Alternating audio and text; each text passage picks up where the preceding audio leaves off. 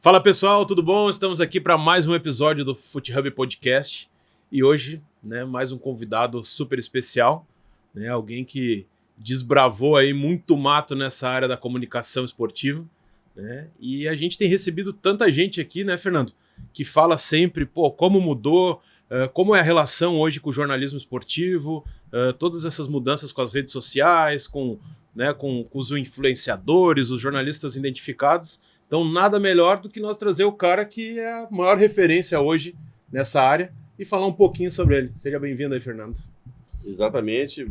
Nossos seguidores, um grande abraço. Estamos aqui com o Fabiano Baldasso, que eu conheço desde gurizinho, né? Desde gurizinho. Ele era isento. Isento para quem não me conhecia, né?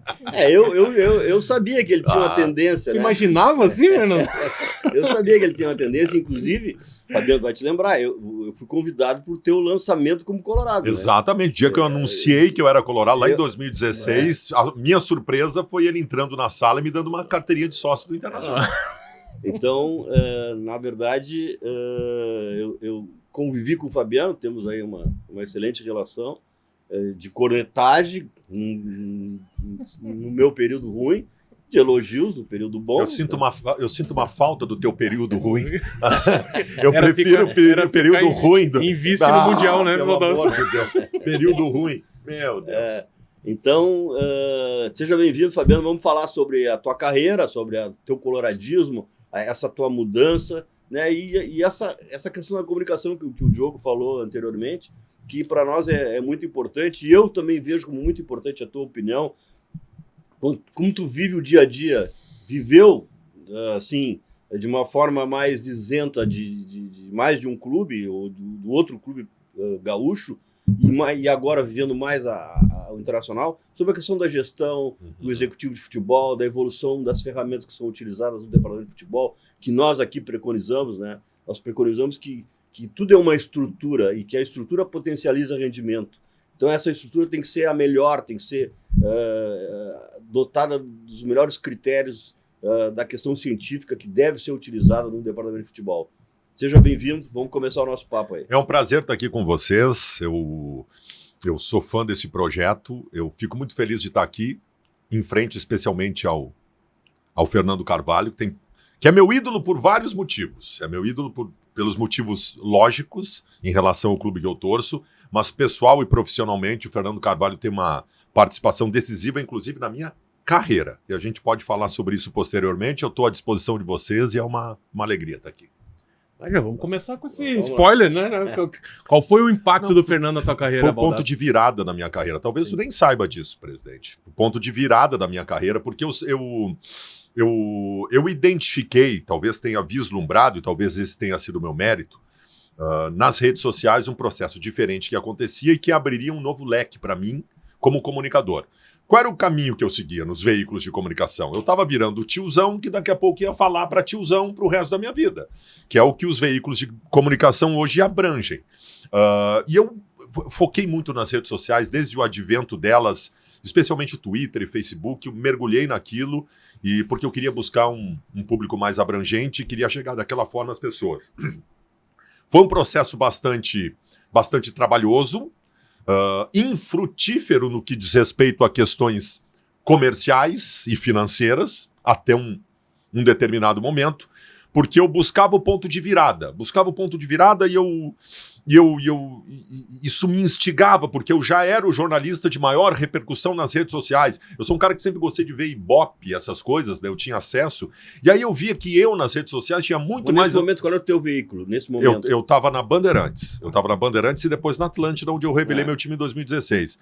E aí, em determinado momento, me instigava o fato de eu ter mais abrangência que os veículos de comunicação e o mundo do marketing das empresas apostar nos veículos de comunicação e não em mim. Então, eu bati muita porta se fechou, e teve o ponto de virada na minha vida, que foi em 2016, quando o Carvalho volta para o Internacional, em que eu já tinha assumido o time do coração, e o Inter começou a viver um momento muito complicado no Campeonato Brasileiro. O Fernando Carvalho foi chamado.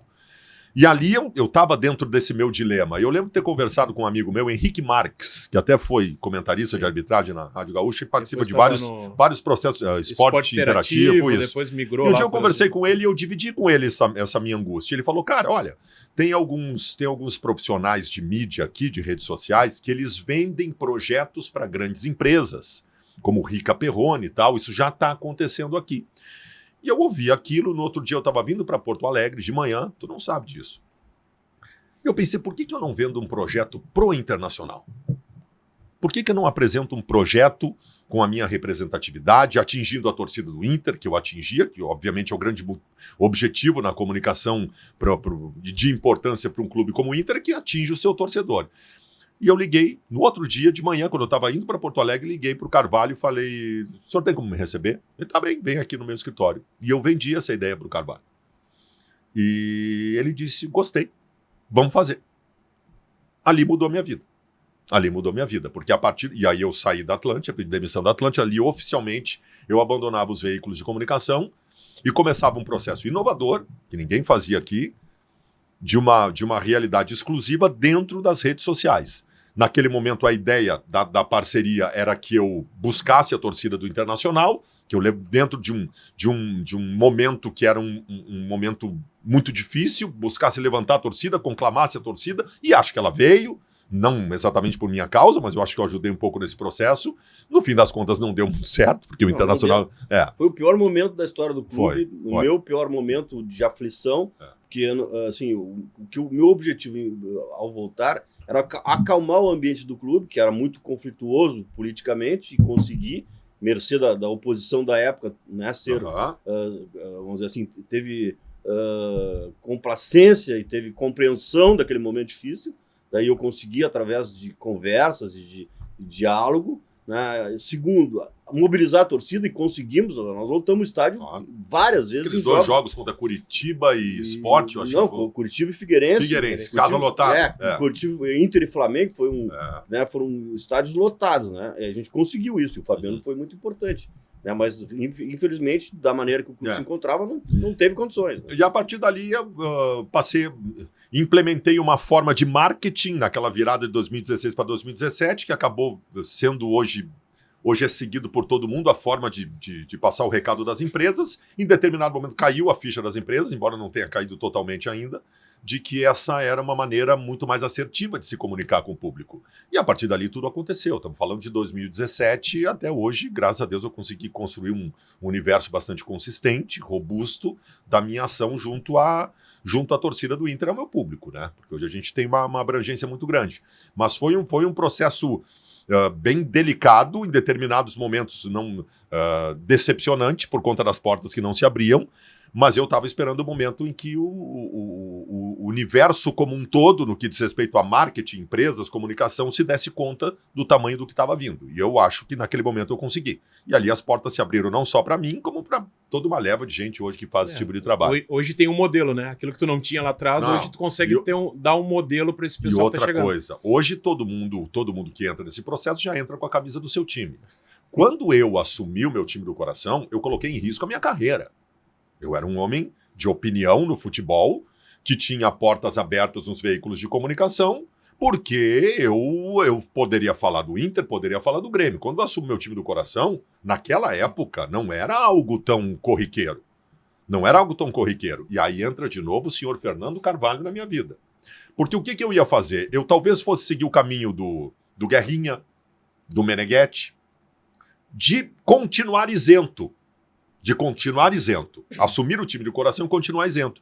E aí Fernando Carvalho chegou para mim um dia antes, porque eu dividi com ele que eu iria fazer isso, queria a opinião dele. E aí um pouco antes ele falou para mim o seguinte: faz isso, mas faz para torcer, cara. Faz, aí ele citou até o Paulo Santana. Faz para ser o torcedor que vai defender o clube, que vai cornetear o Grêmio, faz diferente. Já que tu vai fazer, que tu vai correr os riscos, te entrega isso. E eu falei, ele tem razão. Ele tem razão. E é isso que eu fiz. E eu acho que isso foi fundamental para que eu não fosse mais um. Sim. Entendeu? Para que eu não fosse mais um. Então aquela minha ação surpreendeu a todos. Ninguém imaginava não só que eu revelaria o time, mas a conduta, como eu agiria com o público. Eu tinha medo de perder a torcida do Grêmio. Eu falei, porra, eu vou perder metade do meu público. E aí o fato de eu brincar com a torcida do Grêmio, cornetear, que não tem mundial e tal, isso manteve a torcida do Grêmio comigo. Pra me provocar, pra me xingar. Então eu consegui manter a torcida do Grêmio comigo. E até hoje eu tenho a torcida do Grêmio. Hoje eu mudei um pouco, não fico mais provocando tanto a torcida do Grêmio. Mas eu tenho a torcida do Grêmio comigo até hoje também. Então foram movimentos delicados, que eu ouvi pessoas que eu considerava importantes ouvir pra não errar. Eu não podia errar. Se eu errasse, eu teria perdido a minha carreira. Qual é o fenômeno? E foi nisso que eu pensei. O fenômeno do Colorado, ou do gremista muito identificado, é ver a reação quando o teu time perde. Claro. Então o adversário quer te ver quando o teu time perde. Fernando, hoje, Isso Até pra manter a flauta, até pra manter, né? Quando tem um desastre do Inter, e aliás tem acontecido mais do que deveria, a torcida do Grêmio vem todo mundo pra minha jornada. Vem todo mundo ver minha cara. Vem todo mundo. Sabe o que eu lembro? Isso eu também pensei. Eu lembro quando eu era adolescente, eu odiava o Cacalo, saudoso Cacalo, maravilhoso, virou meu amigo depois. Quando o Grêmio perdia, cara, eu não queria fazer outra coisa na minha vida que não fosse ouvir o Cacalo. Eu ia ouvir, eu ligava na Rádio Gaúcha, eu queria ouvir a voz do Cacalo, chorando, desesperado. E é o que os gremistas têm comigo hoje, entendeu? Eles querem me ver. Os Colorados estiveram com o Paulo Santana. Exatamente. O programa do Jornal do Almoço tinha muita audiência quando o Santana tinha que falar de vitória do Inter. Exatamente. Né? Até hoje tem gravações sobre isso. Claro, maravilhosas. Então, para as pessoas talvez imaginem que seja uma coisa mais natural dentro do processo, faz e vai fazendo. Não, teve várias decisões estratégicas nesse processo que se errasse uma delas, talvez eu não teria seguido o caminho correto. Graças a Deus deu tudo certo. Mas, e depois, como qualquer atividade, nós aqui no Futebol, nós estamos há muito tempo e agora no último ano e meio, 2, é que a gente começou a engrenar, né? A gente tem que perseverar, a gente tem que seguir. A despeito da dificuldade inicial, que foi o que aconteceu contigo, tu seguiu, repetiu, não te assustou com a crítica que veio em grande monta, mas superou, e hoje é azar, né? Quando eu estava tentando estabelecer o processo, primeiro que eu fracassei em vários projetos que eu tive, já nessa realidade de redes sociais. O preconceito dos colegas, tu virou jornalista de Twitter, não vai a lugar nenhum, foca aqui no lugar que tu trabalha. Não, é aqui que eu vou, aqui vai acontecer. Então o caminho é tortuoso. O caminho é tortuoso até chegar. E esse gancho que eu queria pegar, né, Baldasso? Hoje todo mundo te vê aí como uma das principais referências dessa área, mas tudo começou lá no jornalismo tradicional. Há quanto tempo atrás e como é que foi esse caminho até tu chegar em 2016 e tomar essa decisão? A minha ação como comunicador hoje tem como escola um rádio. Eu sou um cara de rádio. E eu tive a sorte na minha vida de, já na minha entrada no jornalismo esportivo, quando eu tinha 30 anos, vai fazer 30 anos agora, lá na Rádio Gaúcha, a minha primeira função na Rádio Gaúcha foi ser produtor do Sala de Redação, que tinha o Rui, o Lauro, o Santana, o Kenny Braga. Então, tu imagina a escola que eu tive. Pedro Ernesto Denardim talvez seja a principal referência que eu tenho no jornalismo, com ensinamentos, com tudo. Os grandes repórteres, Antônio Carlos Macedo, Silvio Benfica. Então, eu tive uma escola maravilhosa. Aquilo me formou como comunicador. As adaptações que eu fiz no decorrer da minha carreira, numa plataforma diferente, um linguajar diferente, uma forma diferente, foram adaptações importantes. Mas a minha escola é o jornalismo esportivo tradicional, minha escola é o rádio. Eu sou um homem de rádio que acabou se transformando, se adaptando no processo, mas eu sou um homem de rádio. Eu me lembro de ti atrás do gol, com o microfone, um monte de cabo enrolado lá, no intervalo tinha que correr até o meio, depois virava. Tudo. Na época que era completamente diferente o universo dentro dos clubes de futebol. Eu sou da época que o dirigente vinha para a coletiva numa derrota, ele ficava numa parede, tu botava o braço aqui na parede e aqui, ó. Uma pergunta atrás da outra e pressão. Hoje o universo e tu pegava o jogador do suplementar pro vestiário ali, né? Claro. E a crise já estava instalada. Instalado. O cara saía do vestiário para ir treinar naquele caminho de 20 metros ali, era paulada. Entrevistava jogador dentro do vestiário. Jogador pelado tomando banho, tu sentado do lado entrevistando o cara. Era outro mundo, outra realidade. Isso aí foi uma grande mudança. Né, que realmente veio para regrar as relações, né? Tu sabe que os colegas jornalistas criticam que tenha se tornado o que se tornou. E eu até acho que existam alguns exageros hoje. Mas não podia ser daquela forma. Não podia, de jeito nenhum. O clube tem que se proteger de alguma forma, né? Não, tu te lembra a nossa primeira providência, lá em 2013, quando a gente assumiu o clube, no primeiro ano ainda continuamos com o portão 8, com a saída ali, você sabendo de tudo. O portão 8 era um evento. Daí nós transformamos a sala de imprensa para aquela parte interna do Beira-Rio. Tu entrava na parte central. E aí não tinha acesso ao vestiário como quando havia o Portão 8. Claro. Isso foi a primeira mudança que nós fizemos. Claro, o clube que pressentimos a isso. sala de imprensa era dentro, era na porta ali do vestiário. A exposição era muito grande, isso teria que ser profissionalizado. Acho que existem alguns exageros hoje, porque existe uma linha tênue entre o tu te proteger e tu deixar de ser transparente. Existe uma linha tênue entre isso, e às vezes eu acho que o clube se esconde. O clube se esconde atrás dessa profissionalização do processo de proteção ao clube. Mas eu não sinto falta desse tempo. Eu acho que hoje é melhor. Eu não sou muito saudosista. Tem gente que saudade do Beira-Rio. Cara, eu ia no Beira-Rio, tinha 3 banheiros com xixi até a metade do banheiro. Não podia entrar uma mulher no estádio. Não podia entrar no estádio. Eu não sinto saudade disso. Eu passei grandes momentos do Beira-Rio nessa época, mas por favor, né? Tinha que evoluir, né? Concordo plenamente. Foi uma dificuldade muito grande que nós vivemos lá no nosso início. E uma das primeiras coisas da gestão foi numa renovação de contrato com o pessoal das Copas. Nós colocamos como obrigação dele fazer 6 banheiros. Entendeu? Porque ele não tinha dinheiro. Era a permuta da renovação. Vou renovar as Copas contigo, mas tu tem que fazer 6 banheiros. Eu não sabia disso. E aí mudou. Foi assim. As coisas eram feitas dessa forma. Era terrível, era terrível. Mas evoluiu, né? Evoluiu, graças a Deus. Com o tempo foi evoluindo, gradativamente. Não tinha mulher no estádio, Fernando. Não ia mulher no estádio. É uma coisa triste, porque nós éramos animais dentro do Beira-Rio. E nos estádios de futebol... As poucas que iam ainda eram... Parecia uma mulher lá embaixo. Era grito de tudo que a gente... Não podia levar mulher no estádio. Hoje tu vê o Beira-Rio... Bom, 30% do quadro social do Inter hoje é de mulheres. O Beira-Rio hoje, se tu mexer com uma mulher, tu apanha dentro do Beira-Rio. Isso é bonito, cara. E tu quer ver uma coisa?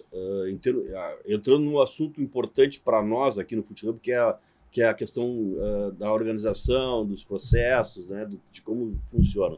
Quando eu saí do Beira-Rio em 2010, o Internacional era o clube talvez o mais organizado e mais avançado em termos de processos de departamento de futebol.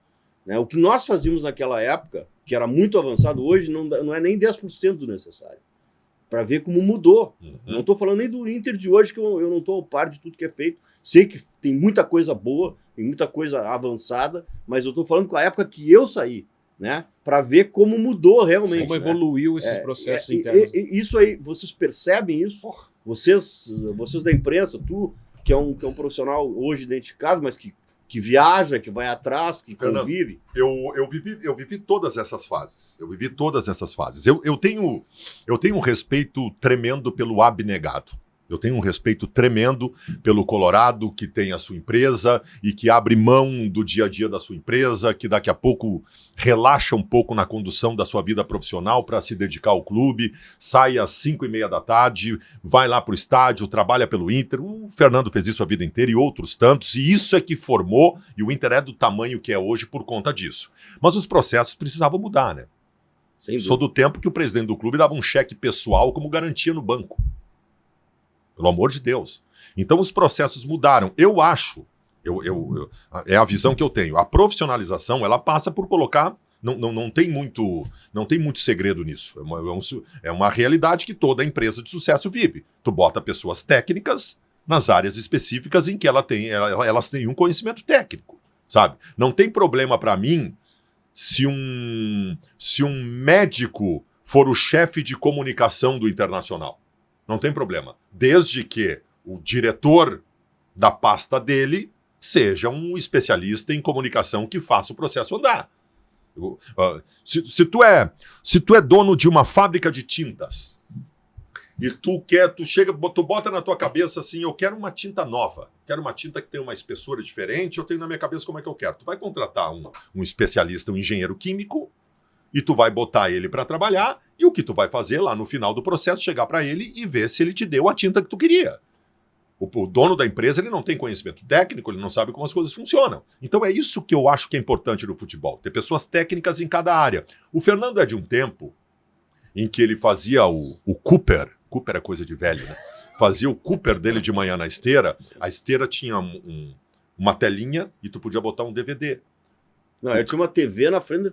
Então é isso. Não era tão moderna a minha esteira. Ele tinha uma TV, uma TV com um videocassete, aquele tijolo. Isso aí. Este maluco ficava vendo fita de jogador de futebol fazendo a corrida dele de manhã. Mas ele faz isso até hoje. E ele era presidente do clube.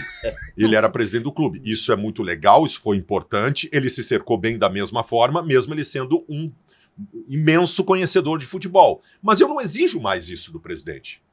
Na tua época, o Juvenal Juvencio do São Paulo não sabia porcaria nenhuma de futebol. Mas ele botou, era o Marco Aurélio Cunha, eram os caras, os especialistas, os técnicos que faziam o processo andar. Eu acho que o presidente do clube, por exemplo, tem que ser um grande administrador. Tem que ser um grande administrador. E as funções técnicas, especialmente a do diretor executivo de futebol, que eu acho que é a mais importante de todas, tu tem que trazer pessoas competentes para executar. Fabiano, naquela minha época lá de 2006, 2004, 2005, nós não tínhamos os scouts, os analistas de desempenho, os analistas de mercado. Mas nós tínhamos isso. Como? Eu tinha uma ideia de ver quase tudo, né? Eu tinha o Lisca, eu tinha o Jorge Macedo, Sim. eu tinha o Guto, eu tinha o Chumbinho, eu tinha o Alexandre Correia num primeiro momento, o Rodrigo Weber depois, entendeu? Que eram as pessoas que eu contava para fazer essas avaliações. E aí, Fernandão, Yarley, Jorge Wagner, que eram jogadores conhecidos, né? Mas que foram avaliados, né, para ver o momento. Mas o Fernandão, tu era apaixonado por ele há 3, muito 4 anos. tempo, mas não, para saber o O momento. Gabiru tu queria trazer 5 anos antes, tu queria trazer o Gabiru. Tu era apaixonado por o ele. Yarley teve aqui a mesma história. O Fernando estava acompanhando ele, já tinha tentado, mas não dava pelo valor. Sim. Aí esperou, continuou acompanhando. Quando chegou no momento certo, ele... Mas Era assim. Claro. Hoje tu tem scouts, tem um departamento. Hoje o processo dos clubes, tu não pode contratar sem aprovação dos scouts. Não é o presidente que fala, eu quero contratar isso aqui. Tem que passar no processo, entendeu? A maioria dos clubes. Prova do quanto tem que ser competente esse departamento. Sim, e nem sim. sempre são, né? Nem sempre são. Não, tem que ser muito competente. Eu tem vejo que estar muito atilado e muito conectado com o mundo. Né? Porque para descobrir jogador consagrado, eu não preciso desse departamento. Né? Para descobrir jogador consagrado, eu boto meu filho, o Antônio, de 13 anos, ele sabe que tal jogador tem que ser contratado. É fazer o novo, é fazer o diferente. Mas é um processo técnico fundamental, dentro do futebol moderno também. Nós temos uma outra discussão, né? Não sei se tu ia tratar disso depois, que é um passo adiante a esta, que é a questão das SAFs, né? É a questão das SAFs. Isso aí é bem complicado, bem complicado. Mas isso é um problema, né? Isso é um problema, porque nós atuamos muito com SAF aqui no Fute Hub. Nós temos aqui aula de SAF, nós temos discussões, né? Nós temos um braço aqui de consultoria que atende clubes e investidores também, então a gente acaba participando muito do que o mercado está evoluindo, está acontecendo, né? E hoje, se tu pegar a SAF que deu certo até aqui, é a SAF do Bahia. Entendeu? Tá, e um grande ponto. A torcida do Lyon da França, o Texo não pode passar na rua lá. Porque sim, é difícil para nós, dentro do mercado que estamos, né, fazer crítica ou fazer um comentário mais agudo. Mas o Textor, essa demissão que ele procedeu agora do treinador demonstra que ele não está sabendo por que ele ganhou ano passado, entendeu? O time dele, que é renovado, o time que ele montou, que são jogadores jovens, ele não tem como jogar atacando o tempo inteiro, né? Que é o que ele quer, Por isso que ele demitiu o treinador, que fez um bom trabalho até aqui, né? Então, a intervenção na SAF do dono, ela acaba dando errado. Aí é que tá. Aí é que tá. Eu vou dizer uma coisa pra você. Eu fui mudando minha opinião de um ano e pouco pra cá. Meu primeiro movimento foi dizer o seguinte: nem pensar, o Inter é o clube do povo, o Inter não tem dono, tal. Isso já ficou pra trás. O segundo movimento foi entrar na onda de que SAF é o cara que vai parar 3 caminhões de dólar na frente do estádio, despejar no clube, tu vai pagar todas as dívidas e ficar tudo bem. Eu vou dizer pra vocês que hoje o que me interessa, e eu talvez nem tenha opinião formada sobre necessidade disso, o que me interessa hoje é modelo, cara. Modelo. Não, Qual é o modelo ideal? O Inter eu cobro, por exemplo, porque o Internacional não estabeleceu em nenhum momento uma discussão de qual deve ser o modelo que o Inter aceitaria nesse processo. Perfeito. Esse é o primeiro ponto de análise de identificar para dentro do clube. Exatamente, porque lá atrás, dentro da minha ignorância, e eu acho que boa parte da torcida também tem aquela imagem, assim, vamos lá, o Carvalho era presidente do Internacional. Quando o Inter entrava em crise, era o Baldasso dando pau, era a Rádio Gaúcha dando pau, ele se sentia pressionado, a pressão funcionava, né? A pressão funcionava, daqui a pouco uma ou outra decisão por conta desta pressão acontecia, ia no restaurante, o torcedor cobrava ele. Se o sheik árabe compra o Internacional, que tipo de pressão vai funcionar para que as coisas aconteçam dentro do clube? Eu acho que essa é uma ideia rasa também, mas isso também está na cabeça do torcedor. Então, o meu grande interesse é que tipo de modelo seria viável e assertivo para o Inter. Mas o grande problema que eu vejo nessa tua colocação, já que nós estamos discutindo o SAF, era um assunto que ia para mais adiante, mas já vamos abordá-lo, é que o ideal é que quem está dirigindo o clube não sofra pressão, ou que fique imune à pressão, entendeu? Tu diz o CEO do processo? O CEO, o mesmo dono do clube. Tu vê, o presidente, o CEO não, o acionista principal do Cruzeiro, ele está agindo diretamente no processo de execução. Ele executa. É o Pedrinho, né? O Pedrinho, a despeito dos executivos que tem, é ele que executa, ele que manda contratar, descontratar, demitir. Isso é perigoso, Isso né? É um erro. Isso é um erro, né? Porque também é emocional. Claro. O que a gente busca com a SAF? Retirar das decisões diretivas a emoção da pressão, a emoção do resultado de campo, a emoção da eleição que virá logo a seguir, né? Da loucura política nojenta que às vezes acontece. Exatamente. Quer dizer, tu tem uma eleição daqui a um ano, tu começa a tomar atitudes para te colocar perante o eleitor de uma forma bonita, legal, né, limpa, com bom conceito, e aí tu faz coisas que não deve, entendeu? Isso é histórico. E as coisas que não devem não é no sentido de comprar jogador equivocadamente, achar que jogador resolve. Vários. Jogador não resolve. Daqui a pouco o profissional que foi tua bandeira, tu não demite ele quando deve demitir, porque vai te fragilizar na eleição que tá ali adiante. Exatamente. Então, se tu tiver numa SAF esse procedimento, a SAF não tem sentido nenhum. Pois é. Não tem sentido nenhum. Porque a SAF vai te trazer estabilidade, que a associação não te dá, pela eleição de 3 em 3 anos, de 4 em 4 anos. Não tem estabilidade, por isso as coisas mudam. E aí aquelas decisões, né, impopulares ali, tu acaba segurando, não vou comprar essa briga agora, vou deixando, vou tentando pra cá, pra lá. Mas falando de modelo, Baltas, que eu acho que tu pegou o ponto pra mim principal. O Fernando aqui, ele bate muito numa tecla quando os clubes nos procuram aqui, que tem 3 pontos principais que o dirigente que está do lado do clube, ele precisa analisar perante ao modelo. Nós não estamos falando se é bom, se é ruim, se vai ser com isso, vai ser aquilo. São 3 pontos. O clube precisa ser perene, eu quero um parceiro que venha aqui pro meu clube para sempre.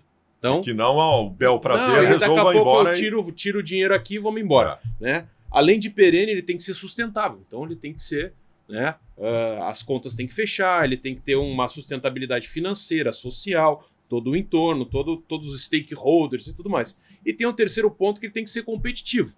Então, o que eu quero? Eu quero que o meu time esteja apto a competir a todas as competições. Não pode o dono do clube decidir, esse ano eu vou poupar dinheiro e não vou. Não, ou o seguinte, eu achar que eu tô lá na 4ª divisão e eu vou chegar na primeira em tanto tempo, porque simplesmente eu quero. Não, olha só, tem um processo para ser estabelecido. Então, sem olhar esses 3 pontos, fica muito difícil definir o modelo. Como é que tu vira competitivo? Primeira coisa, tu vai olhar os equipamentos que tu tem. O que tu tem?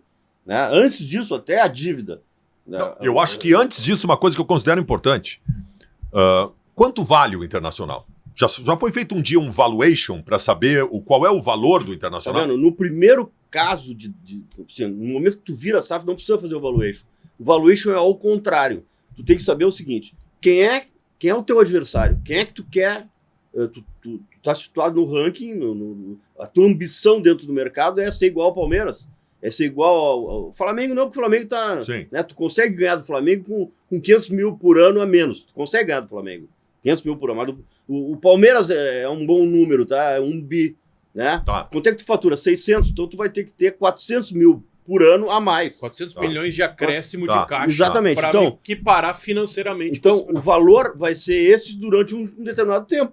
Porque a receita toda do clube passa a ser do teu acionista. Sim. E ele vai ter que completar a tua receita para ser igual ao teu adversário no número que faltar. Tá, então, né? num primeiro momento, o parceiro ele vai te equacionar a questão da dívida, que inviabiliza o clube. Primeiro, e investimentos para ter um time competitivo. Exatamente. Só que aí vem o primeiro ponto que tu falou. Qual o modelo? Então, o que eu quero do meu parceiro? Eu quero que ele me torne competitivo igual a esse bloco de times. O que esses times têm? Tem CT de primeiro mundo, tem infraestrutura, tem campo, tem categoria de base. Então, eu quero todo o investimento para colocar isso igual ou melhor e mais o complemento Tá. de caixa que eu preciso. Mas que garantias tu tem que não seja imediata de que isso vai acontecer de forma perene? Essa é uma preocupação que eu tenho. A garantia tem que ser uma garantia.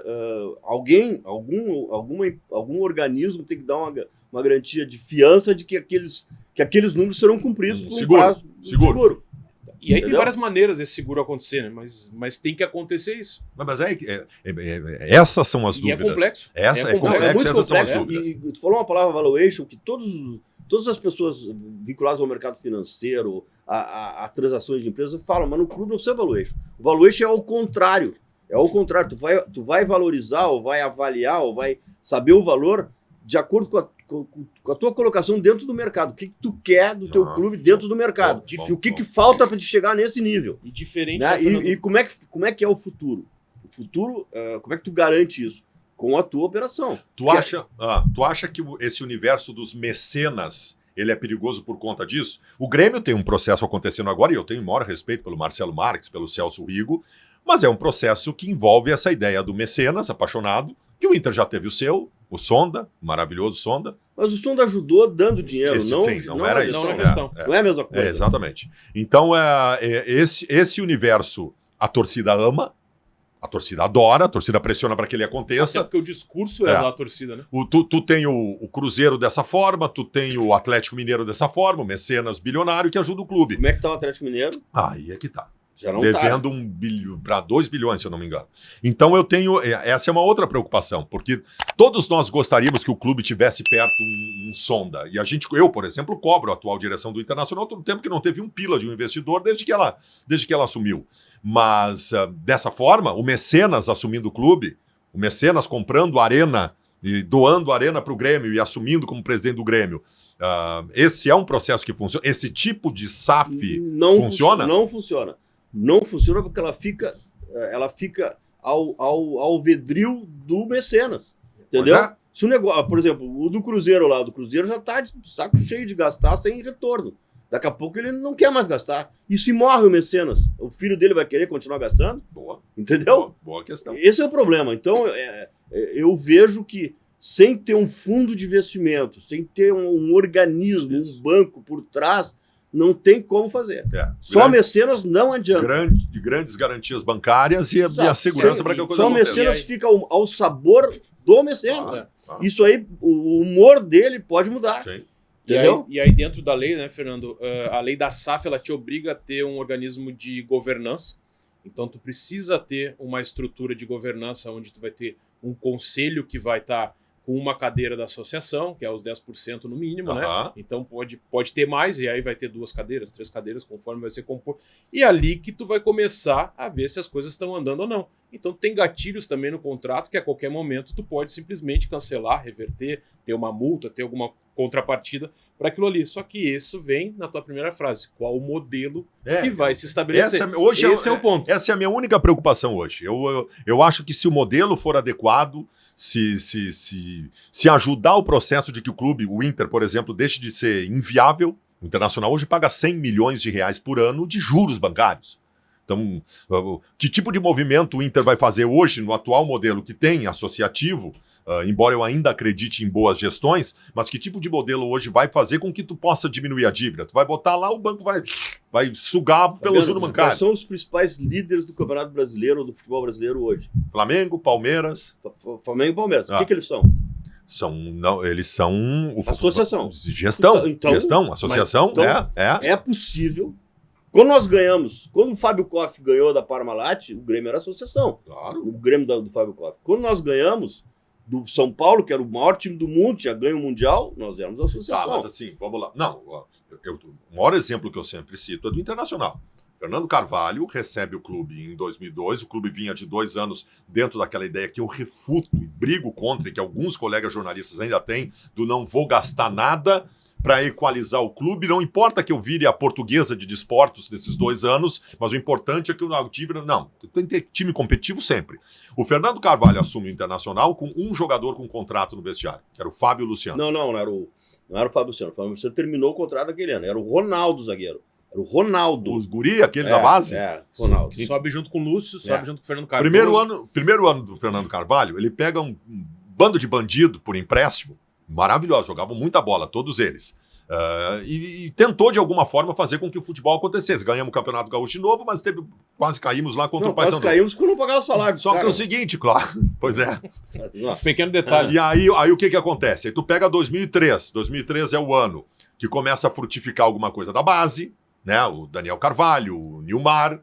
2003 é o ano que tu começa a ter uma ideia diferente em relação a treinadores. Vem um grande treinador que é o Muricy Ramalho. Que não era grande treinador, ele era do Figueirense. Se fez aqui, né? 2024... Era um grande treinador, mas ainda não tinha luzido ainda, né? É verdade. 2004 e 2005 eu volto a competições internacionais, que não fazia mais parte da vida do Inter há muito tempo. Vou me reambientando. Quadro social começa a subir.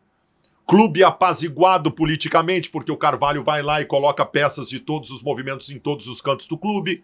Então, foi um processo de gestão. Começa a ter uma linha de produção da base, porque daí começa a ter jogadores recorrentes nas posições. O Inter, no final da década de 2000, 2010, o Inter era o maior clube vendedor do futebol brasileiro. Tenta imaginar isso. Não, na América do Sul. Na América do Sul. Pois é. O Inter essa realidade toda levou o Internacional. O Inter, eu não sei se eu estou fazendo o recorte correto. Só teve um momento da história que o Internacional foi um clube rico, que foi entre 2008 a 2014. O Inter era um clube rico do futebol brasileiro. O Inter saiu de um processo falimentar, em que o torcedor... Eu vou dizer para ti, eu tinha medo da vinda da década de 90 e o começo dos anos 2000, que o Inter virasse um clube médio do futebol brasileiro. Eu tinha medo disso. O Inter virasse o Curitiba, com todo respeito, o Curitiba me merece. Eu tinha muito medo disso. E aí, gestão. Não precisou... Porque o Grêmio, na mesma época, o Grêmio fechou com a ISL lá, o Grêmio quebrou e passou 15 anos pagando essa conta. Então o Inter não precisou disso, foi gestão. Mas será que é possível hoje, tendo R$1 bilhão de dívida? Eu não sei se tem, não sei se tem volta. Não, realmente é muito difícil, mas assim, voltando para a tua pergunta inicial, SAF ou corporação ou associação?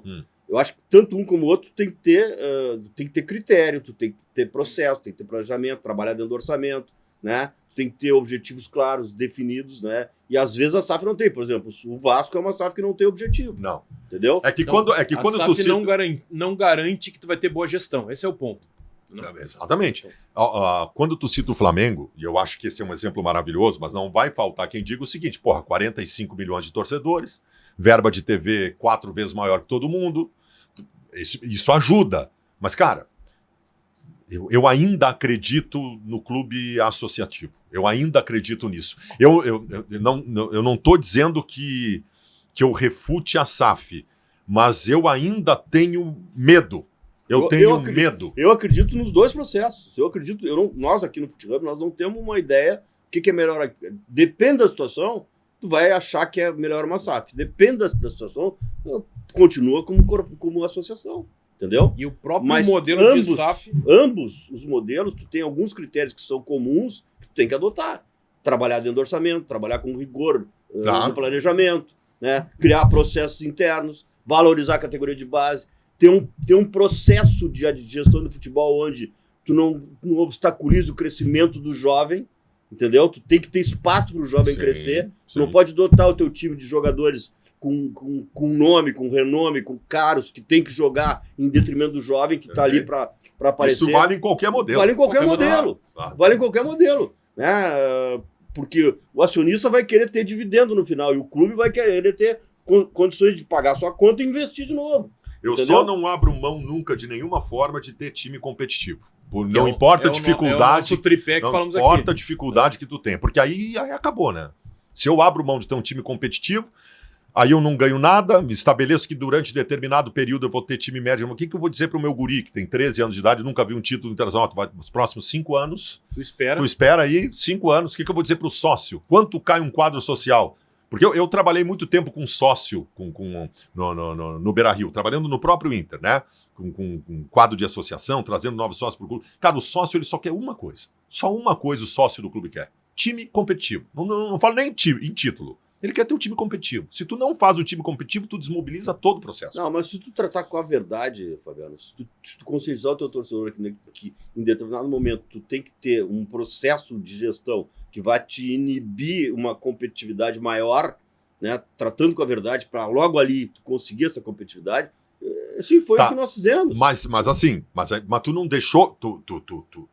Tu foi transparente que durante um determinado período o futebol ia ter necessidade de ser feito com menos dinheiro. Mas tu fez a coisa certa. As pessoas... o Flamengo fez isso. O Flamengo passou 5 anos com times ganhou uma Copa do Brasil no meio desse processo. Era com o Hernani Brocador, mas ganhou uma Copa do Brasil. O Palmeiras faz o mesmo processo. Ele ganha a Copa do Brasil ali. Depois ele vai... Tu não pode... Cara, se eu vou fazer com menos dinheiro por conta do problema que eu tenho, eu vou ter que ter capacidade, qualidade e competência para mesmo com menos dinheiro fazer um time competitivo. Porque senão fica difícil, cara. Não, nisso nós concordamos, mas acima de tudo, tu tem que conscientizar, tu tem que ter uma boa comunicação com o teu associado, com o teu torcedor, para que ele saiba a tua real situação. Sim. Tu não pode vender uma ilusão, porque a ambição do clube tá diretamente vinculada à tua possibilidade. Esses dias eu estava vendo no ano passado, eu estava vendo um jogo do Figueirense, na 3ª divisão, o Figueirense poderia cair para a 4ª divisão. E aí, naquele momento, o estádio estava lotado e a torcida vibrou porque o Figueirense ganhou e ficou na 3ª. Uhum. Então, a ambição do Figueirense naquele momento era aquela. Entendeu? Era aquela. Dentro desse processo de transparência, tu mudou uma coisa importante na história do futebol gaúcho. O presidente Carvalho foi o primeiro presidente que chegou a público e disse para o torcedor: nós precisamos vender pelo menos 2 jogadores por ano. E a torcida nunca soube entender isso até então. Não se podia vender um jogador titular de forma alguma. E o presidente conseguiu passar isso para o torcedor e eu acho que isso perdura até hoje. O torcedor sabe que existe uma necessidade de vender jogadores. Baldasso, eu ia te perguntar exatamente isso, porque a gente fala muito disso nas aulas e o Fernando lembra dessa parte da comunicação, da verdade. Tu estava no microfone, né? Tu era aquele cara que espremia o Fernando. Como é que era tu fazer esse questionamento? Porque a gente percebia aqui que o Fernando ia preparando esse ambiente para colocar essa situação. Olha, nós vamos ter que vender. Então não era chegar aqui de um dia para a noite e falar assim, agora nós estamos vendendo. Não. Ele ia criando esse momento e ia comunicando com a verdade. Como é que era isso? Nós, na comunicação, nós somos quase irresponsáveis em alguma questão. Tem um cara que eu encontro todos os dias, todos os dias não, toda vez que eu encontro, eu reitero o meu pedido de desculpas, que se chama Giovanni Luigi, que era o presidente do Internacional no processo da reforma do estádio Beira-Rio para a Copa do Mundo. Eu lembro de discursos meus muito brabo, xingando porque o Inter perdeu a Copa das Confederações um ano antes porque demorou para assinar o contrato e tal. Com o tempo, a verdade vai aparecendo.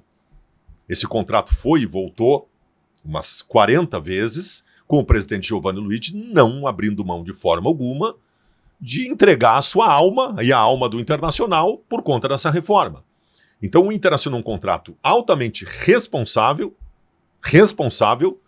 e na época as pessoas não entendiam isso. Nós temos dificuldade, nós da comunicação, nós cobramos e exigimos um resultado imediato de tudo. A gente não respeita processos. Se o Internacional cai de uma competição agora, o discurso da imprensa e a cobrança do torcedor vai ser em cima do que aconteceu agora. Então acho que esse é um defeito que nós da comunicação temos. Eu acho que é importante, eu discordo um pouco do presidente, eu acho que a pressão ela é importante. Não, ela é importante para não para te tomar decisão assodada em cima da perna, entendeu? Mas para te refletir. Tá bem. Eu acho importante estabelecer uma realidade de pressão em cima, especialmente de um insucesso. Eu acho que deve existir alguma explicação para 2 clubes de futebol num canto de um país subdesenvolvido da América do Sul estar entre os 2 maiores times do mundo. Eu acho que muito tem a ver com a nossa realidade aqui, sempre da corda esticada e pressão. Mas eu acho que os processos não são bem explicados. Eu acho que os clubes, se eu pegar a realidade de hoje, os clubes têm pouca transparência, os clubes se protegem mais do que deveriam.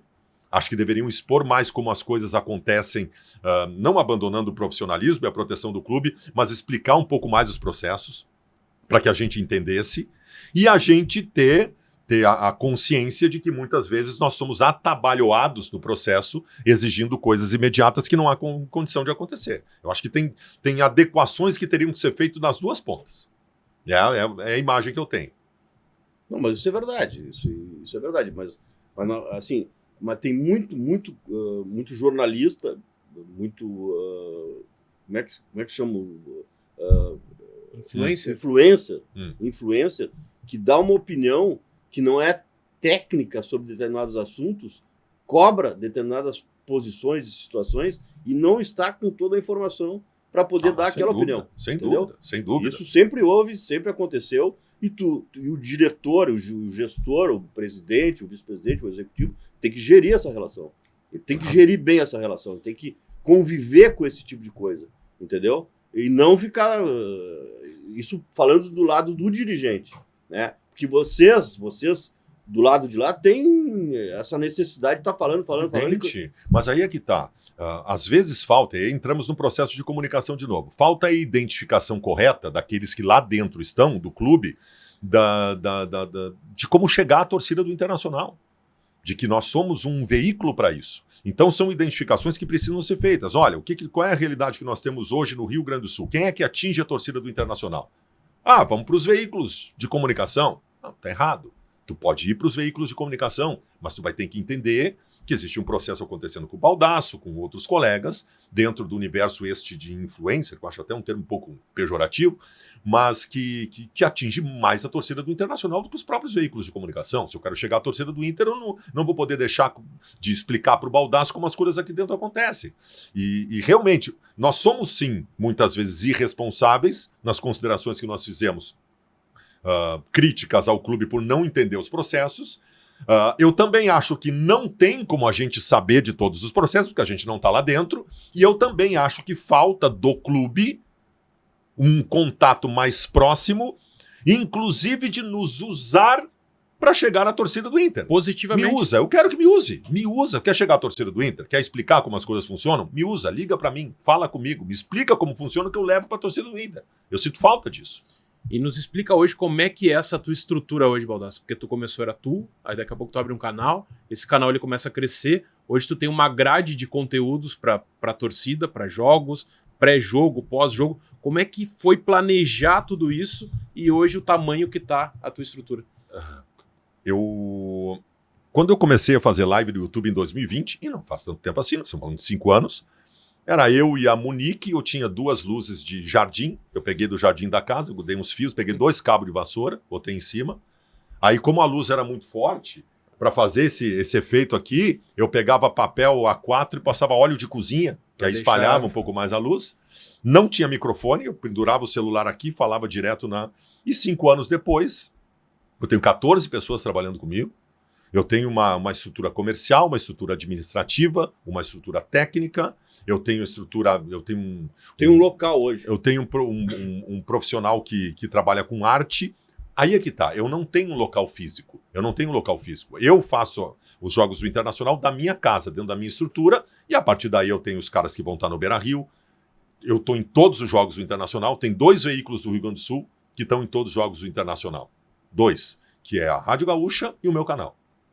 Estão em todos os jogos do Internacional. E, às vezes, com mais de um profissional. Eu tenho profissionais adequados à realidade da comunicação na internet, mas eu tenho o Paulo Brito, por exemplo, que é o meu narrador, que é um profissional também oriundo dos veículos de comunicação. Eu tenho hoje um veículo de comunicação. Com a estrutura de um veículo de comunicação. E se o pessoal não está entendendo aí, fala um pouquinho dos números da tua audiência, só para ter uma ideia de quantos torcedores te acompanham durante um pré-jogo, um pós-jogo. Uma jornada esportiva no meu canal tem, em média, 600 mil telas que assistem. Isso é importante as pessoas saberem, porque quando tu vai lá e tu vê assim, o número de 600 mil, não é 600 mil pessoas, são 600 mil telas. 50% de quem assiste uma jornada minha assiste na TV da sala. E na TV na sala nunca está uma pessoa só vendo. Está a esposa, está o filho, está o cunhado. Então essas 600 mil telas tu pode seguramente transformar em 2 milhões de pessoas que assistem uma jornada esportiva. E basicamente, claro que tem torcedores de outros clubes, os gremistas que vêm tirar sarro da minha cara, mas nós estamos falando de um público colorado. Então tu imagina assim, o Internacional tem 8 milhões de torcedores. Vamos lá, 1,5 milhão assiste a minha jornada. Porra. Acho que a gente consegue chegar na torcida do Inter, né, cara? Então... E no outro dia são outros colorados que dão 1 milhão. Evidente, nos programas diários são outros colorados. Eu, no debate raiz, do programa de debate que a gente faz lá, que tem uma audiência monstruosa também, são outros colorados. Então a gente acaba atingindo o torcedor. Não há, e fora os recortes que vão para o grupo de WhatsApp de todos os colorados. Eu não tenho dúvida nenhuma, desculpa a minha pretensão, arrogância e prepotência, de dizer o seguinte: que o que eu falo chega a todos os colorados. Chega a todos. De alguma forma. De alguma forma vai chegar a todos os colorados, inclusive os colorados que não gostam de mim. E tem uma parcela de colorados que não gostam de mim. E faz parte do processo. Sim. Vai chegar a todos, cara. Vai chegar a todos. Então, Tem colorado que não gosta do Fernando? cara, sabe que esses dias eu abri, chegou pra mim um print do Orkut de 2006, entre o campeonato, o Inter tinha ganho a Libertadores, tinha o Mundial no final do ano, o Inter tava jogando o Brasileiro ali, que foi o segundo colocado, inclusive, mas não chegou a ter chance de ganhar, porque o São Paulo dava muito à frente. E ali tem comentários de colorados no Orkut. Esse Fernando Carvalho tinha que pedir pra sair do Internacional. Nós já vimos esse. Ele não acerta na... Cara, o Inter tinha ganho a Libertadores da América e ia disputar o Mundial. E pau no Carvalho. Pau e pau e pau. Cara, essas coisas são Porque ele maravilhosas. tinha escondido o Pato pra preparar o Pato, Isso. tinha escondido, e aí tinha vendido ali, alguns jogadores não tinham ainda vindo os outros. É um troço muito louco isso, cara. É um troço muito Não, ali quando a gente fez aquela... Por sobrevivência, né? Saiu o Tinga, saiu o Bolívar, louco. Sobes. saiu o Sobis e E saiu o o Jorge Wagner. Jorge Wagner. Só que o Jorge Wagner saiu... O único que não foi voluntário foi o Jorge Wagner, porque terminou o contrato. E eu não consegui renovar. O Jorge Wagner não saiu... Ele foi pra onde, né? Ele era do Lokomotiv Moscou. Ele era de lá. Voltou. E ele voltou depois pro São Paulo, né, no ano seguinte. Mas ali ele voltou pra origem. Aí ele foi pro Betis. Nós não tínhamos nada a ver com... Pô, nós estamos falando quase meio time. Aí tu botou o Indião na zaga. Aí o Indião... Eu já sabia que eu tinha Indião, né? Eu já sabia que eu tinha o Pato. Aí veio o Vargas, né, para fazer o meio-campo no lugar do Tinga. Rubens Cardoso. O Rubens Cardoso já estava aqui. O Rubens Cardoso já era reserva. Ele no primeiro jogo da Libertadores, ele fez o gol contra o Nacional. Ah, é verdade. Ele já estava aqui. É Então, verdade. a saída do Jorge Wagner tinha reposição. Nós temos o Hidalgo para ser reserva do Rubens Cardoso. Isso aí. Tá? Isso aí. E trouxemos o Pinga. O meia. O cabelo meia, fino. Pinga, que foi o único que não deu certo. Todos os outros deram certo. É verdade. E nós conseguimos manter. Nós conseguimos manter toda aquela estrutura. Que era um né? desafio, né? Que era um desafio. E pagamos a conta. Naquele ano, Baldasso, nós arrecadamos. A receita do Inter no ano foi 107 milhões. Nós gastamos 107 milhões e 500 naquele ano. Entendeu? Eu tenho de cabeça isso, porque, pô, quase que nós empatamos. E fomos campeões mundiais. Que loucura. E logo a seguir, em janeiro, já entrou 2 milhões da FIFA, e aí toda aquela diferença, né? Isso aí. Terminou.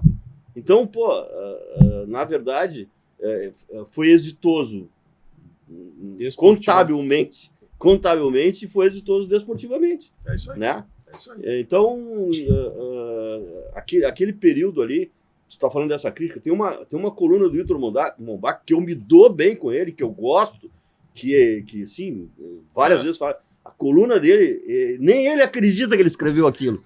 Entendeu? Mas foi ali também. Foi ali. Né? O pau que ele me deu. Esse período. O pau que ele me deu. Isso é maravilhoso.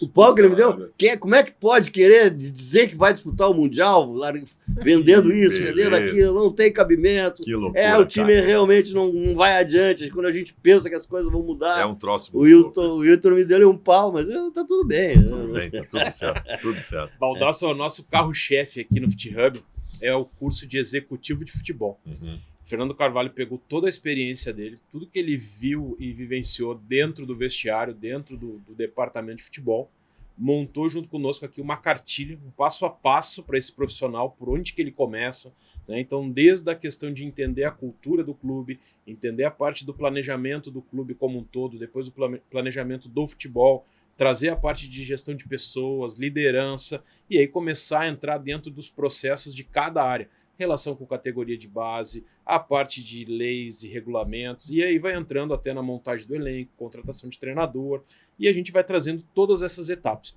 Estamos indo para a nossa 10ª edição. Então vai ser uma edição muito especial agora. Tá convidado para fazer, se tiver tempo. Já está convidado. Boa, tá? Boa. Então é um conteúdo muito bacana. Existem modelos de diretor executivo também? Aí que vem o caso. Eu tenho dúvidas. Diretor executivo tem que estar no vestiário? Tem vários modelos, por exemplo. Caiu. Diretor executivo tem que dar entrevista? Diretor executivo tem que estar na linha de frente? Ou ele tem que estar numa linha anterior aos dirigentes políticos que falam pelo clube? Eu tenho várias dúvidas sobre o diretor executivo. Nós defendemos aqui o protagonismo do diretor executivo. Ah, bom. Nós defendemos o protagonismo. Agora, a questão da comunicação. Se ele tiver habilidade para... Claro, tudo tu vai adaptar, entendeu? Se o cara tiver... Se for o Rodrigo Caetano, Rodrigo Caetano tem habilidade para defender uma tese, para Perfeito. sustentar uma crise. O Rodrigo Caetano tem que, né, tá na linha de frente. Mas se for uma outra pessoa que não tem esse dom, essa condição de defender, né, aí não vai ser ele vai ser poupado. Mas o conhecimento ele vai ter. O diretor executivo está subordinado apenas ao presidente do clube? Qual a visão que vocês têm sobre o vice de futebol político no vestiário ainda? Não, o executivo praticamente exaure a figura do vice-presidente. Mas, no modelo gaúcho, porque fora o vice-presidente de futebol só tem valia aqui. Sim. É só aqui. Sim. E a gente dá validade para ele e considera o vice-futebol, não há dúvida. Eu comecei eu tive passagens como vice-futebol. Aliás, é uma escola, inclusive, para chegar... Exatamente. Então, mas hoje, como a nossa aula é para o Brasil inteiro, e é para clubes de quarta divisão, de primeira divisão, para todos os ambientes, né, isso nem é considerado. Não é considerado, não tem. Então, como eu disse, o protagonismo é do executivo. O executivo é o presidente, né, e o executivo, que vai implementar as ações da diretoria relativamente ao futebol. E aí ele tem autonomia para contratar, para definir dispensa, ele vai gerir um orçamento, né? Porque o que nós defendemos aqui é que o executivo não é só um contratador e um demissor de pessoas. Tu tem tanto para gastar. Tu tem tanto para gastar e tu vai gerir o clube da maneira que tu entender. Tu tem um e aí planejamento para aquilo ali, né? Quem vai definir as estruturas que tu vai ter, a questão científica, as ferramentas, é o executivo. Ele tem que ter esse conhecimento. Ele tem que saber por que ele precisa de um scout, por que ele tem que ter um fisiologista. E no bojo dos grandes clubes hoje, eles estão bem servidos disso muito no total? Muito bem servidos. É? Tem ótimos profissionais. Essa semana, nós fizemos uma palestra na Associação dos Executivos. Tinha 50 os maiores executivos do Brasil. Né? E estavam todos eles lá. O Cícero Souza, estava o Mazuca, que é o presidente da associação, estava o Rodrigo Caetano, estava o Farney, estava que é um grande executivo gaúcho que está no Guarani. Enfim, todos eles estavam lá. Né? E nós temos uma excelente relação com eles, até porque eles recomendam o nosso curso aqui. Né? Vemos o executivo como o protagonista do departamento de futebol. Em cima disso, deixa eu te fazer uma pergunta. Para vocês. Invertemos aqui, então, a nossa posição. Eu sou um repórter, né, cara? Sou um repórter. Vou perder essa chance. O principal desafio, por melhor preparado que esteja o diretor executivo para assumir um grande cargo, um cargo protagonista em um clube, a questão do network. Porque o Rodrigo Caetano hoje bate na porta de qualquer clube, o presidente abre a porta e ele entra. Esse processo não é difícil para quem está começando e aparecendo, porque nós estamos falando de um protagonista para participar de um processo de contratações, de abertura com os clubes e tal. Não é um desafio para o diretor executivo que está começando ter abertura nos lugares onde ele tem que buscar? É um desafio, mas a camisa que ele representa é o abre alas para ele, é o abre portas para ele. Se chegar num lugar e disser, eu sou executivo, sou papelim executivo do Fortaleza, ele abre portas. Eu sou executivo do Grêmio, sou executivo do Inter, eu sou executivo do Curitiba. Então, esse é o abre portas. O difícil nessa profissão é tu começar, é tu entrar na fila para ser notado e começar a trabalhar, mesmo que em divisões pois mais baixas. E aí, como é que a gente faz isso, né? A gente, aqui, como FootHub, além do conhecimento, que são os cursos que a gente traz os profissionais para trazerem sua experiência, sua vivência, a gente oportuniza momentos de network. Então, o aluno chega aqui e ele vai ter uma dinâmica para fazer num grupo, junto com o D'Alessandro, que participou do grupo, junto com o Fred, que participou da turma, junto com o Marcelo Boeck, que hoje está lá no Fortaleza. Então, assim, ele tem a oportunidade de não ter nenhuma experiência no futebol e está participando de algumas experiências. Ótimo. Então, quando ele chega nesse momento que o Fernando fala de estar num clube lá da quarta divisão, ele ao menos tem o telefone do Marcelo e fala assim, pô, Marcelo, posso ir tomar um café contigo? Posso isso? Posso? Que ótimo. E isso começa a acontecer. Essa era a minha dúvida.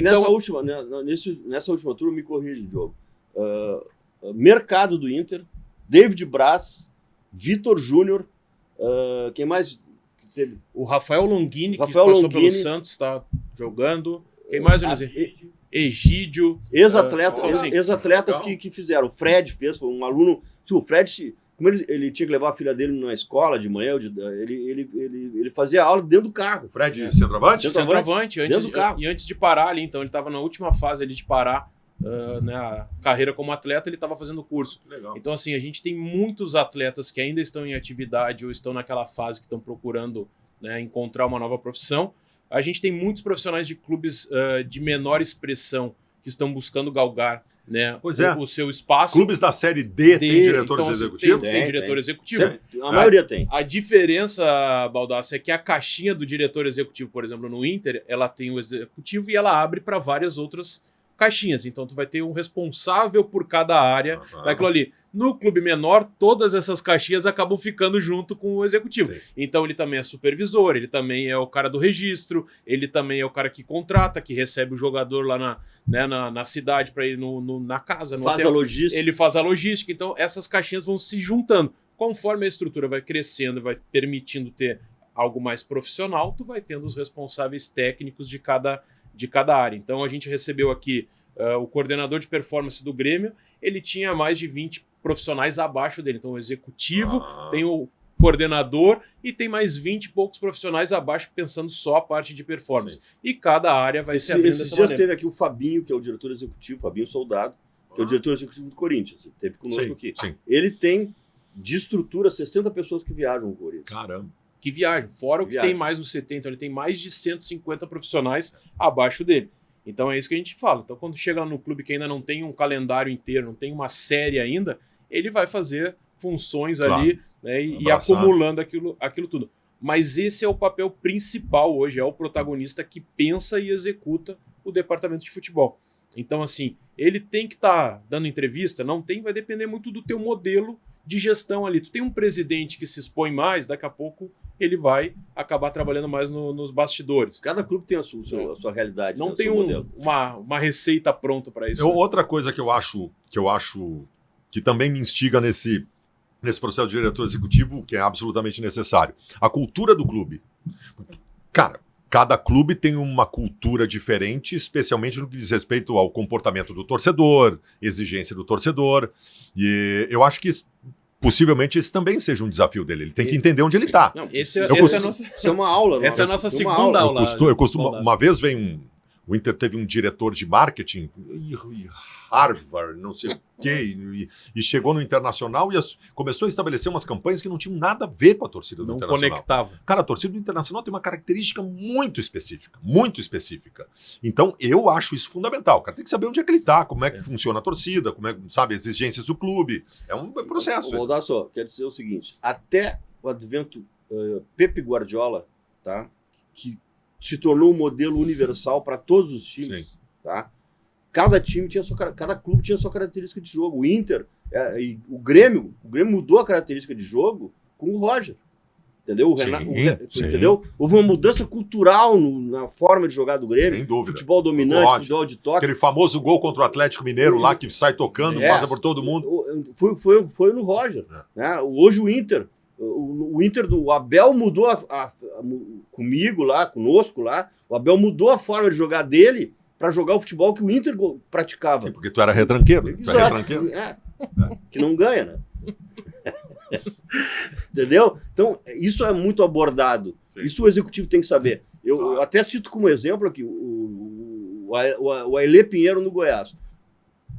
O Ailê Pinheiro era nada no Goiás, mas mandava. Ele era o nada, ou seja, ele não era nada na gestão. Oficialmente, mas se tu desagradasse o Ailê Pinheiro, tu estava na rua no dia seguinte. Então o executivo... O Petralha no Atlético Paranaense. A mesma coisa, o executivo que chegasse no Goiás há um tempo atrás e não tivesse conhecimento de que tudo passava pelo Ailê Pinheiro, ele ia ser demitido. Então isso é cultural do clube.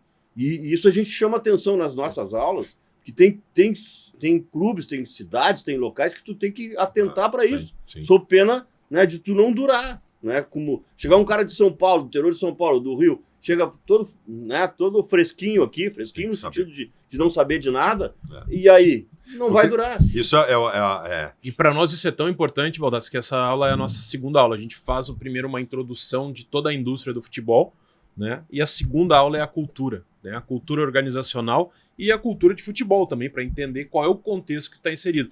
E aí com isso te dá subsídios para tu montar um planejamento de acordo com o ambiente que tu te encontra. Que bom, porque as coisas técnicas, profissionais, fundamentais que vocês pregam e quem gosta de futebol prega para que o futebol evolua, mas essas coisas subjetivas, elas não podem deixar de ser importantes. Porque isso é subjetivo, tu não tem como colocar no papel. Olha, não tem como dar um manual pro Baldassi. Manual de como o cara tem que sentir. E tem que viver, aquilo. Baldassi, no nosso curso aqui, primeiro tu apresenta o clube pro executivo, nossa aula.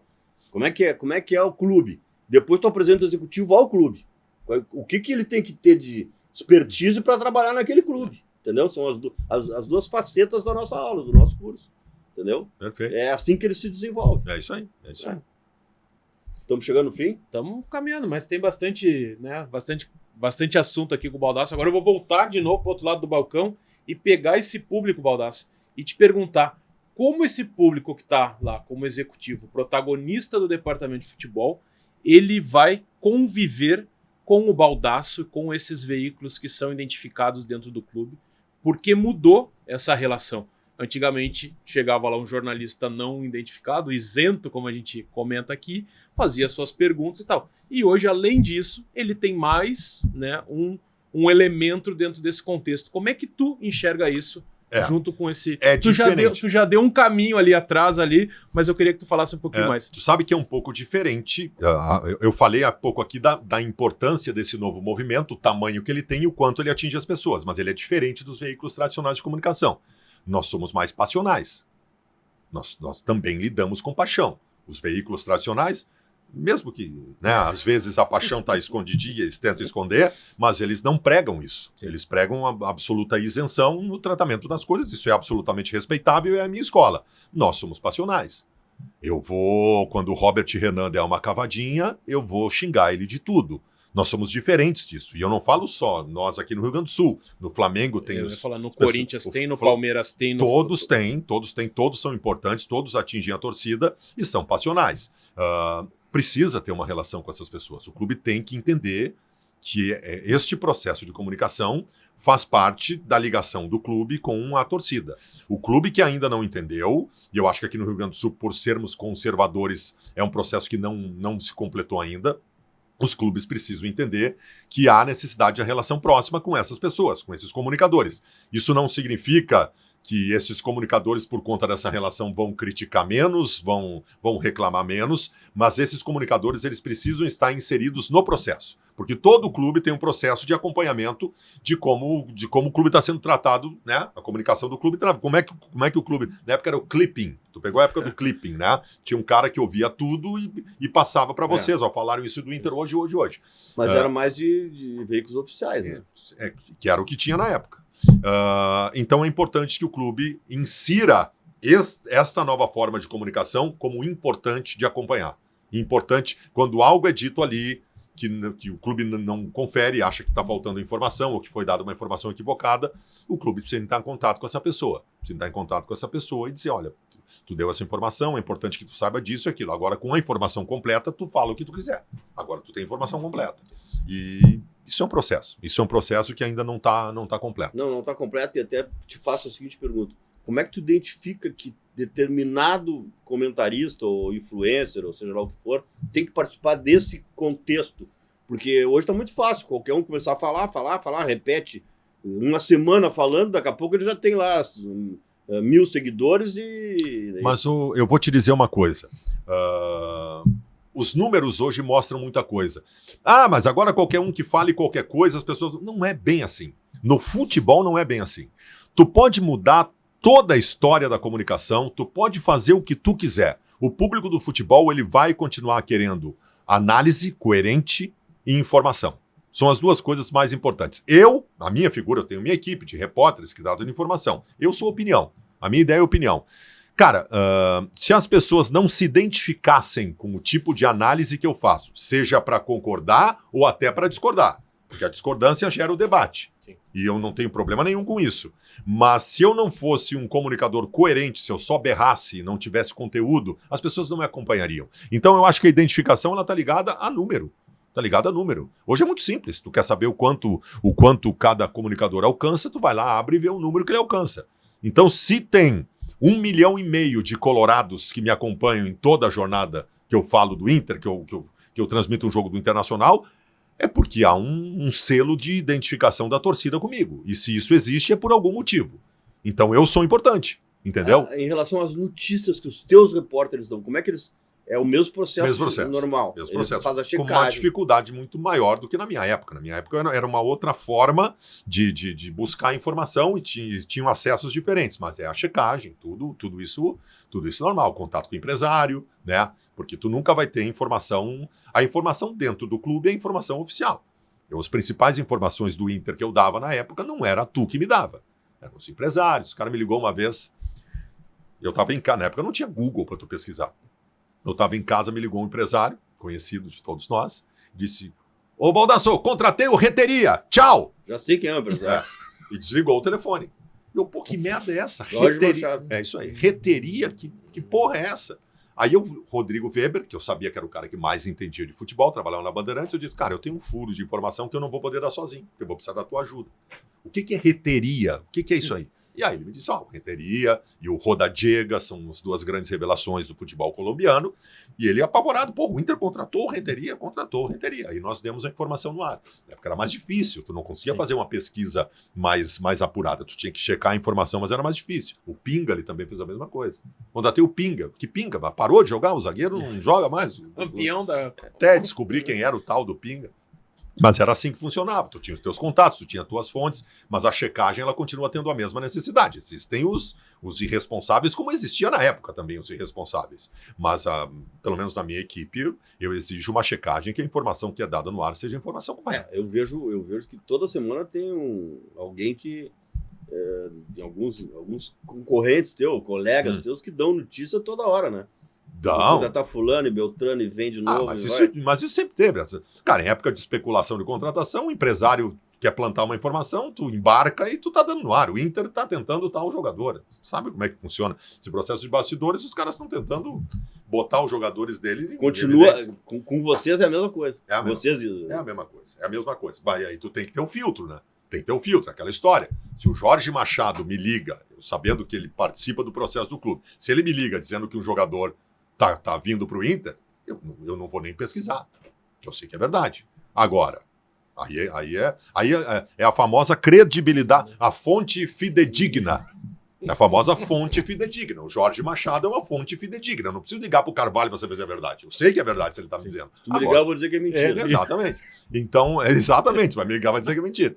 Então, é um processo. Tem muita coisa que acontece nos bastidores também, que é o seguinte: o Grêmio tá tentando um jogador. E se vazar, o Grêmio vai ter dificuldade de fechar com esse jogador. Aí alguém do Inter descobre. E me passa: ó, cara, o Grêmio tá tentando tal jogador. É pra ferrar o Grêmio. Sim. Mas tu é repórter, tu não tem que levar isso em consideração. Eu tenho uma notícia e a notícia eu tenho que dar. Né?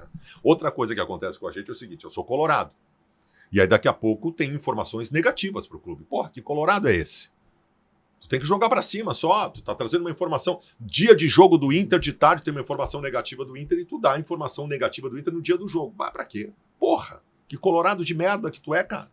Tem o jogo do Inter hoje à noite, tu tá dando uma informação que é prejudicial ao clube, mas aí entra de novo a responsabilidade jornalística. Informação é informação. Informação tem que ser dada.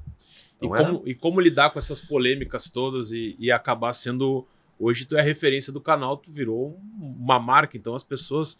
Às vezes o teu repórter fala uma coisa, mas é o Baldasso. Como é que tu lida com isso no dia a dia? Sem dúvida aí, ó. E eles sabem disso. Vai cair em mim. A conta é tua. A marca é minha, a conta é minha.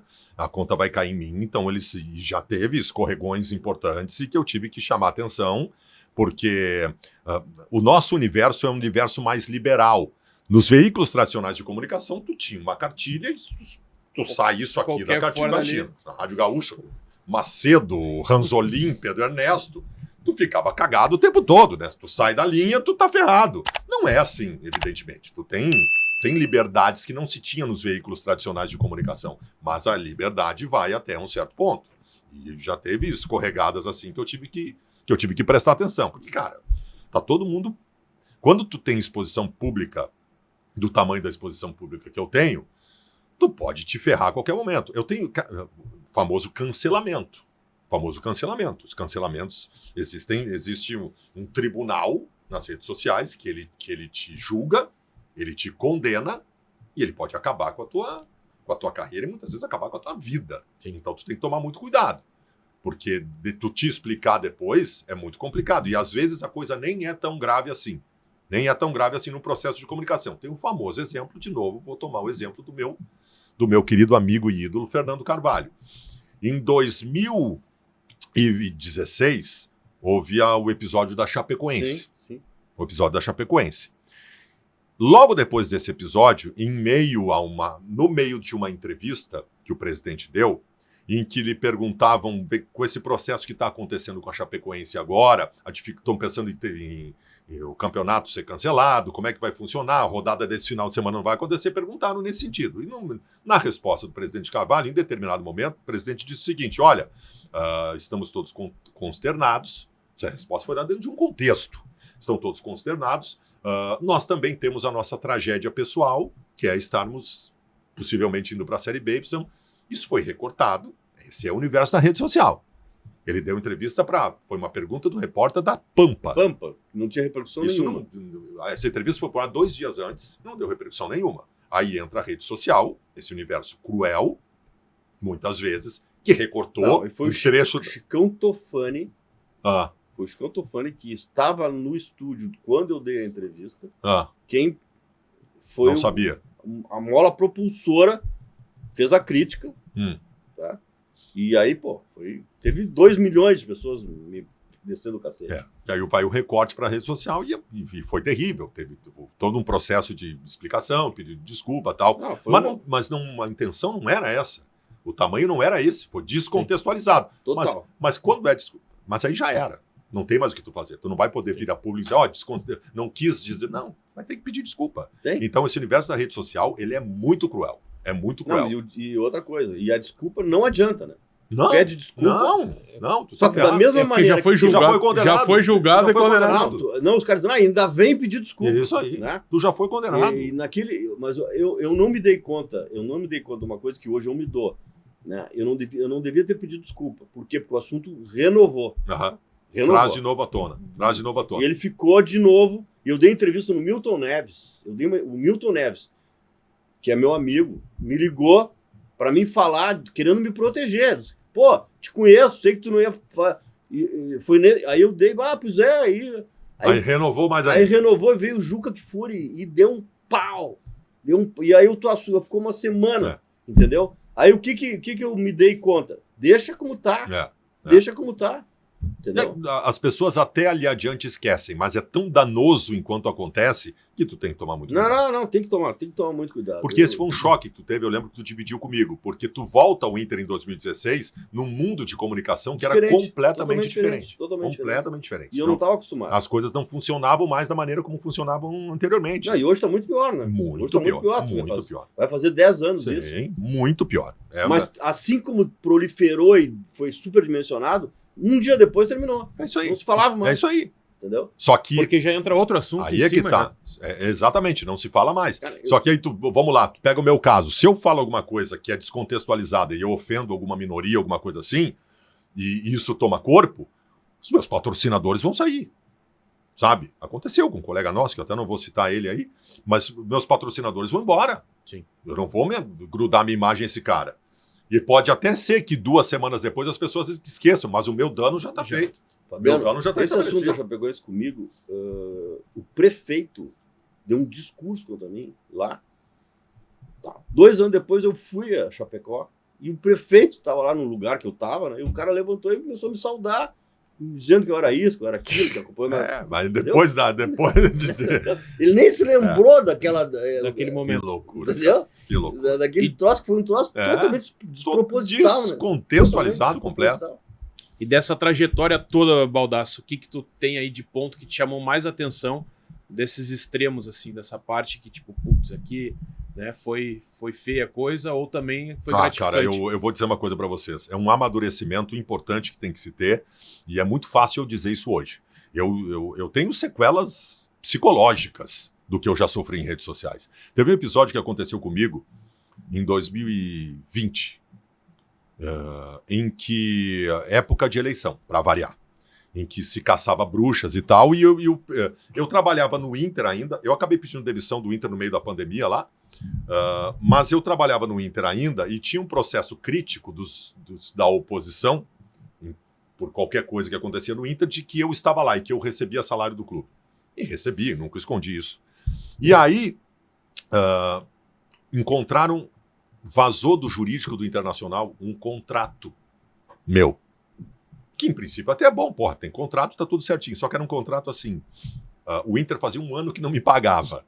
Então foi feita uma negociação com um valor total e um parcelamento do que o Inter estava me devendo. E esse contrato, alguém vazou, obviamente um movimento político, de alguém que buscou alguma coisa para prejudicar a gestão, prejudicar a mim e tal, e isso vazou. Cara, e aí eu comecei a ser tratado da seguinte forma, caiu a casa.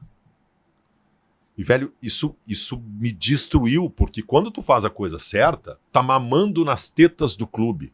Eu fazia 140 eventos consulares por ano, não via os meus filhos, cara. Isso me demoliu psicologicamente. Eu tenho sequelas até hoje. Então eu mudei muito a minha postura depois disso para aprender a lidar com as coisas. Eu passei a entender o seguinte, não há o que eu faça que vá diminuir o número de pessoas e existe uma parcela que não gosta de mim. Eu parei de acompanhar isso. Eu não sei mais o que falam de mim.